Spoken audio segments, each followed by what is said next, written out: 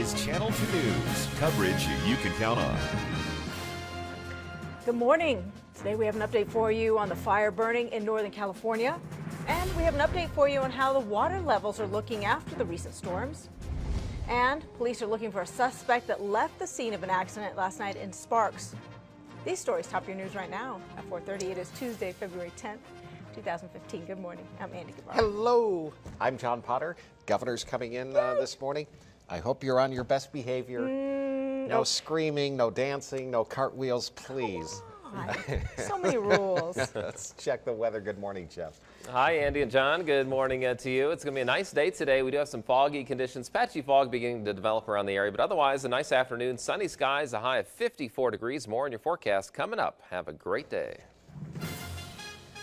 Thank you, Jeff. Well, this morning, Sparks police are looking for one or maybe two women who they say crashed a car, leaving behind an injured passenger. This happened just after 7 o'clock last night. A woman crashed a Subaru into a tree on Howard Drive.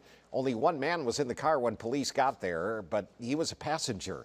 He was taken to the hospital with non-life-threatening injuries. Now, police think the driver took off, possibly with the second woman, and was last seen running north on Howard. If you know anything about this, call Sparks Police at 353-2432. And in Health Watch this morning, officials have now ruled out 2 of the 6 possible measles cases here in Washoe County. The health district says a Spanish Springs elementary student believed to be a probable case for the disease has tested negative. The county is still waiting on the results of 4 other possible cases in Washoe County, and the results of a probable case in Churchill County is outstanding. Nationally, all but 18 of the cases are tied to an outbreak that started at Disneyland. And this week, health officials are urging you parents to consider getting your kids a vaccine for the human papilloma virus. Some strains of HPV carry an increased risk of certain cancers, and according to the CDC, the 3-part vaccine is close to 100% effective at protecting against those strains. But because HPV is a sexually transmitted disease, some parents are uncomfortable with the topic. The fact of the matter is, almost all of us, if not all, are sexually active later in life, and you can get this shot when they're young, when they're not sexually active, that prevents cancer when they're an adult, and now's the time to do it. Well, according to the CDC, just 27.4% of girls in Nevada and 7.3% of boys complete the series of shots. This morning, firefighters have a destructive California wildfire nearly fully contained. The Round Fire has now charred more than 7,000 acres on the border of Inyo and Mono counties. That's northwest of Bishop. Containment now at 95%, but 40 homes and outbuildings have been destroyed in the small communities of Paradise and Swall Meadows, although residents are now being let back in. The cause of the fire is still under investigation. Well, the wet weather was a welcome sight for many people living in our area, especially when it comes to our water supply. The weekend storm dropped 4.6 inches of precipitation at Tahoe City. That is just 1 inch away from the average for February. Before the storm, Lake Tahoe's level was more than 7 inches below its natural rim. Now it's 3 inches below. The soils get soaked up even at the higher level. It ended up with snow levels dropping a little bit, which helped. We got some storage directly into Lake Tahoe. About 3 inches below the rim is bad still. Coming into the month, our precipitation is about 10 inches below average and 30 inches below for the last 3 years because this drought's coming into its fourth year. Yeah, so certainly we need a lot more. Let's find out if there's any Please, rain on the Jeff. horizon today, Jeff. Good What you morning. got? Oh, I know. It was so nice to get the rain out there the past few days. In fact, 5-day rain totals have been quite impressive here. We're talking about Lake Tahoe or Tahoe City seeing more than 4 inches of rain.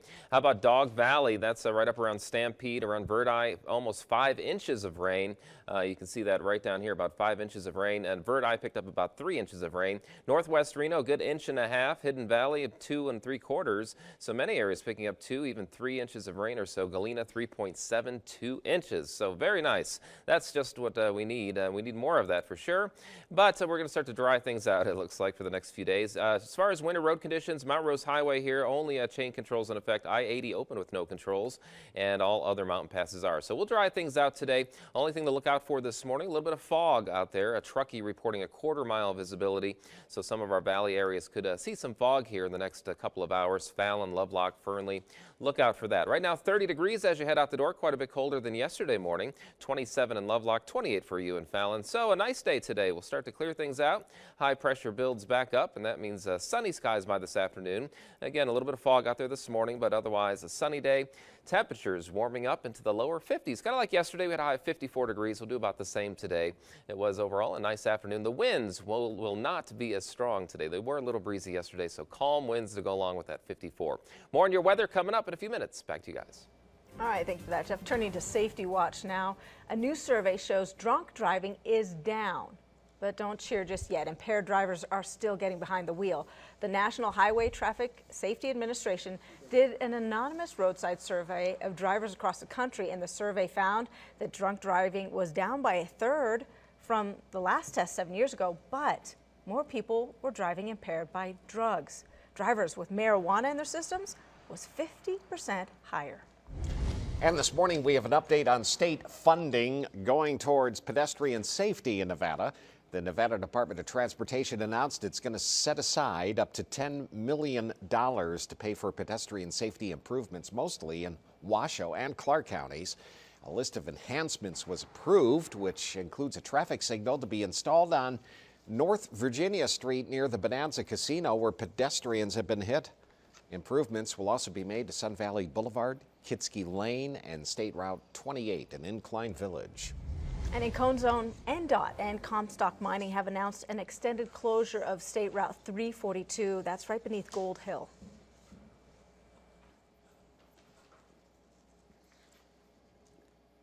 At this time, we're going to keep the road closed for public safety. We're very concerned about an existing mine shaft that's been there for very many years. Well, State Route 342 was built above the Silver Hills mine shaft, which has caused sinkholes to open in the past. And both Comstock Mining and NDOT agree the risk of a sinkhole happening again is too dangerous. NDOT says closing the road will affect nearly 2,000 vehicles that use that road every day. And in the meantime, traffic will be detoured to the nearby truck route. So far, no timeline has been given for the road's reopening.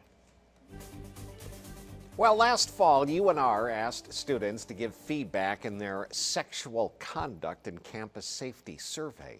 So what did they find out? Well, Landon Miller is live at the University of Nevada to fill us in. Hey, Landon. Good morning. Hey, good morning, guys. Yeah, the idea for the survey came last May when the student body really wanted to see how they compared to other campuses. And really, for the most part, guys, they were right on par. But some of the results from this survey may be a little surprising. Facts like this here, that out of 6,000 students, 33% of the university, 3% of men reported that they were victims of unwanted sexual contact. 9% of women reported the same thing, but the psychology behind men reporting it is a little different. They don't see themselves in the media often as victims. Jennifer Lohman is the coordinator of student persistence research here. Surveys like this allow students and staff the opportunity to talk about serious issues. They're helping each other, learning from each other, talking openly about it. We believe we can actually change the culture on campus. The survey found that 4 out of 5 instances of unwanted sexual contact happened off campus. That means 14% happens here on campus, while 6% happens here at fraternities and sororities. The survey found that in cases of sexual assault, 80% of victims know the perpetrator, and alcohol or drugs contributed to about 1/3 of those incidents. And while only 9% of incidents were reported to officials, 66% of men and nearly 80% of women tell someone that it happened.